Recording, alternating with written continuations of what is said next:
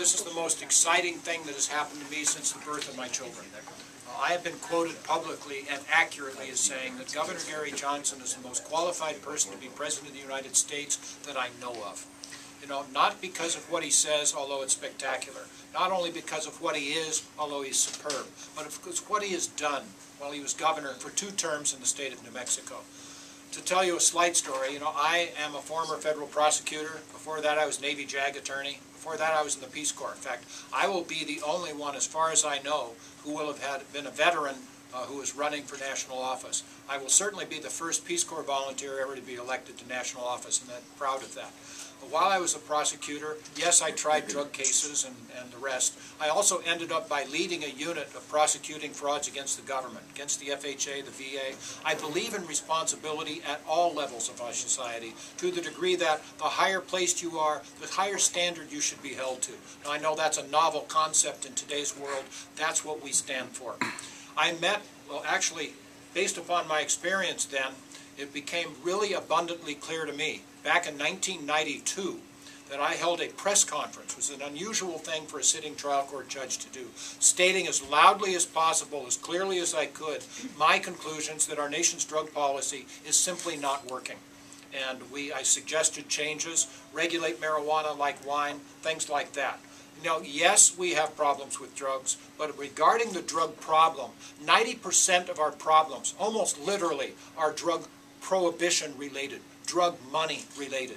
And then the 10% that is left are the drug problems. I'm not minimizing them. They're certainly not minor, but they pale in comparison to drug money harms. Ask Mexico, by the way. We are funding our juvenile gangs here in Ohio, certainly in California, and all around the country because of drug prohibition. So it's all connected. I now go on and say, and I believe it deeply, that drug prohibition is the biggest failed policy in the history of the United States of America, second only to slavery. I know that's a strong statement, and I believe it, and the more people see what's going on, they will find out the truth, which is drug prohibition has its tentacles in pretty much everything that's going wrong in our nation and in the world today. Governor Gary Johnson, I'd never heard of him before. In fact, by 1999, I was pretty much knew everybody in drug policy around the nation. The major players, we all kind of had our fingers on the pulse. None of us expected this to happen. Governor Gary Johnson held his own press conference, 1999, just in his second term, and he announced the same thing. He conducted an audit, found out our drug policy is simply counterproductive, not working, and suggested that we change it. He had no constituency for this. He had no political benefit. In fact, it was a political detriment. But it was the truth. He had the courage to stand up and say so. Since that time, you know, I've gotten to know him pretty well. I know what his position is with regard to education. Our schools are failing our children.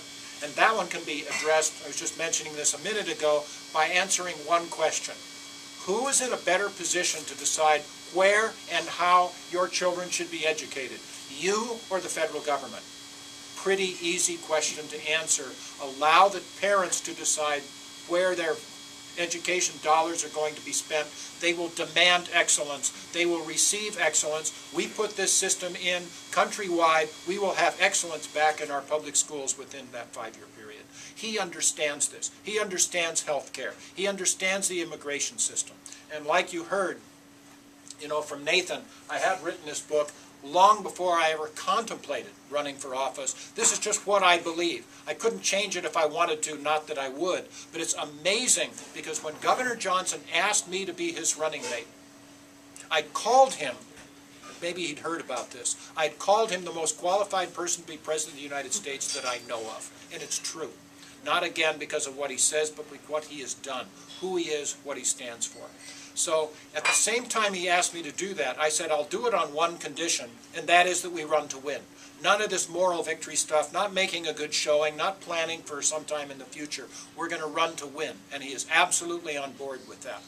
We can win, but it's in 2 phases.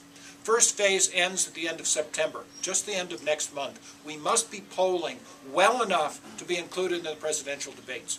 Now, there are 3 presidential debates already scheduled. They're in October. We already know when and where.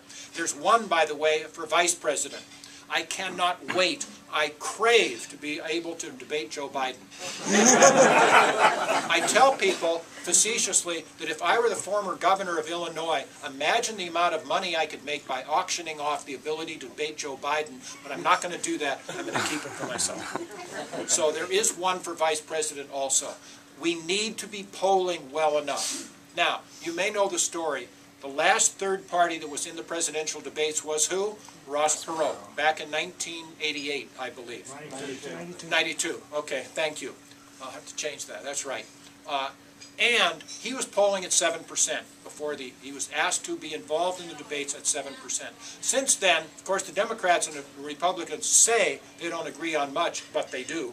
But they certainly are unified. They do not want that third-party voice. So they have formed what they call the Presidential Debates Commission, made up of whom? Republicans and Democrats. And they have arbitrarily placed the bar at 15%. Now, we may make 15% anyway. You know, once Ron Paul is no longer in the campaign after the Republican convention and other people start knowing who we are, we might very well be at 15%. If not, we'll have to bring a lawsuit, which we're already planning. We must be in the debates. But you can help. Please, contact your friends. Send them their emails. We have links to our email, our website. We have marvelous ads. Send them the links to some of these ads. Tell them your vote is your own. I'm telling you. The vote is your own. But if you get contacted by a political pollster, say, I support Governor Gary Johnson. I want them to be in the debates. We will merit your votes. After you see, if we can become viable, we're going to win. If we can become viable, we're going to win. We absolutely are in the mainstream of American political thought today. We are both financially responsible and socially tolerant. Pretty much most of the voters are that way, across the board. Nobody can accuse either Mr. Obama or Mr. Romney of being both of those. They just are not. We are in the mainstream, they are not. We show to be viable, we win.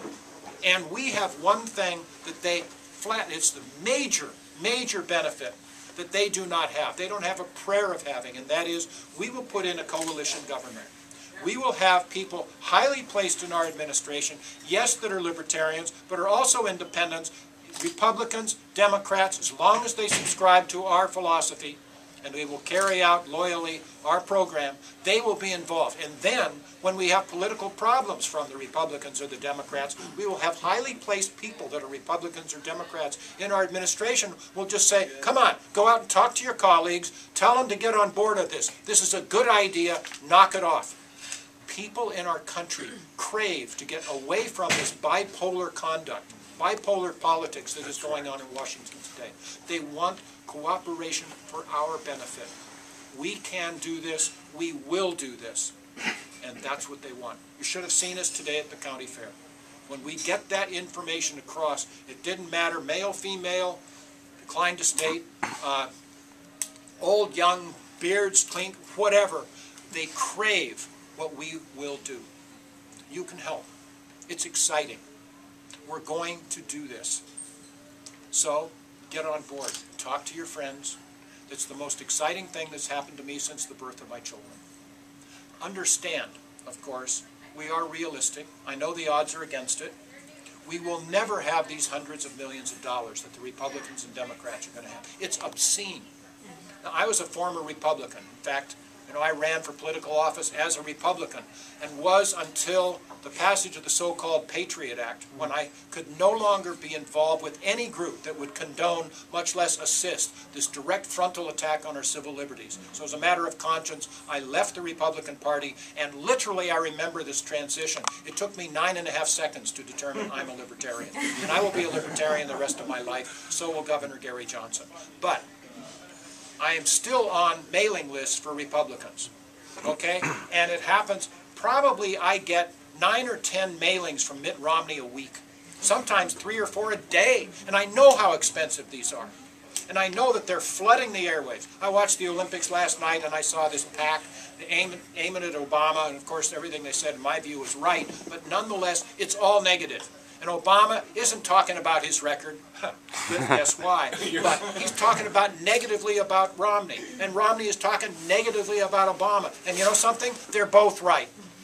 People are sick of it. So our message is, every time you receive one of these mailings, every time you look at these things on television, remember the truth. They're expensive.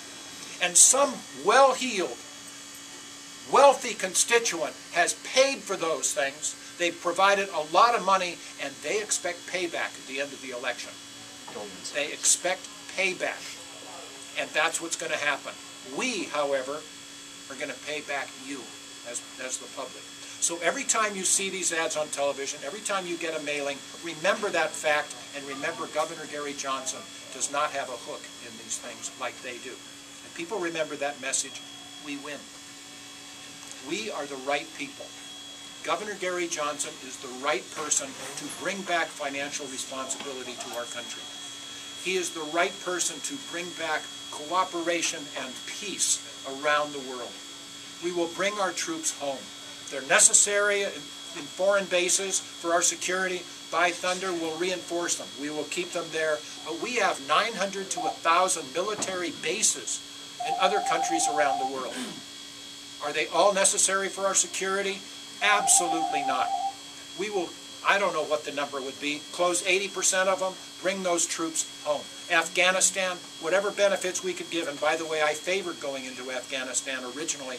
You take out Osama bin Laden and those folks, and then bring them home. Anything positive we could have done long since has been accomplished, bring them home. Iraq was the biggest mistake of my lifetime. That's what I believed then, it's what I believe now. We are literally talking, I saw it in the Los Angeles Times on Monday, we are talking seriously putting troops in Mali, for heaven's sake. You know, we can't do this. We're talking seriously about bombing Iran. Talking seriously about going to war with Iran. The answer is no. I talked to the Persian American community, the people from Iran. We are your voice. They don't want their families to be bombed. They don't want our country to go to war with the place where their relatives are. Their only voice is Romney? No. Obama? No. It's Governor Gary Johnson. So these are folks that will rally to our cause. It's exciting. It's just downright exciting. We need to spread the word. We will be ineffective unless you individually take this personally. And if you can help us financially, please do. We will spend your money wisely and well. I'm volunteering. Most of our highly placed people in our campaign are volunteers. We have one guy, his name is Roger Stone. He is our political consultant. The guy is really bright. He was in the Nixon administration. He was highly placed in the Bob Dole election with Ronald Reagan. He's highly placed. He believes in Governor Johnson. He's volunteering. So are most of our other people. We have a guy, a communications director, used to be an undersecretary of the Interior, volunteering as our communications director. This is wonderful stuff, guys. My generation has blown it. We have been so financially irresponsible, and we're not the ones that are going to pay for it. It's my children. If we go in the next 4 years like we have in the last 4 years, I'm not even sure it's salvageable. We are Greece. We are in true trouble. We are borrowing for every dollar the federal government spends, we're borrowing 43 cents. No company could possibly do that. No household could possibly do that. And guess what? No country can either. It is our future of our parents, our future of us, our future of our children. Our grandchildren are bankrupt.